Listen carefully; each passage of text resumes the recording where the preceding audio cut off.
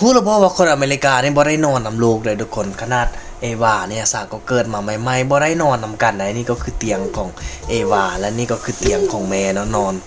อนคนละเตียงเนาะแต่ว่า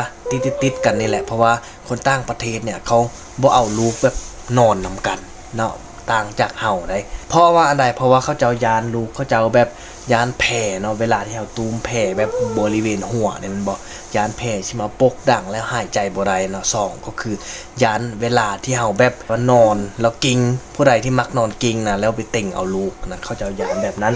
เขาก็เลยแยกออกมาเนาะบางคนนี่ถึงขั้นกับนอนคนละห้องกับลูกเลยนะทุกคนเฮานอนอยู่ห้องนึงแล้วลูกเขาก็นอนอีกห้องนึงต่างหากเขาจะใส่กองตัวนึงเนาะจับลูกอยู่เวลาที่ลูกให้แบบเฮงๆนี่นะเขาเจ้าก็จะเข้าไปเบิ่งเนาะแต่ถ้าให้ธรรมดานี่ก็ก็ปะเลยมีแต่ให้หยุดแล้วก็นอนหลับเองการที่คนต่างประเทศนั้นเฮ็ดแบบนี้ข้อดีมันก็มีหลายคือกันแต่ข้อเสียมันก็มีคือกันเนาะอย่างเส้นมันจะเฮ็ดให้ลูกของเฮานี่ว่าเกิดความแบบตึงเครียดได้ง่ายเนาะคือลักษณะคือแบบขาดความอบอุ่นทางครอบครัวนะก็ประมาณนี้เนาะแต่สำหรับไผที่แบบนอนนำลูกนี่ก็ควรระมัดระวังเนาะระวังเรื่องของผ้าเนาะที่จะมาปกดังหรือว่าเรื่องของการกิ้งทับประมาณนี้นี่แหละ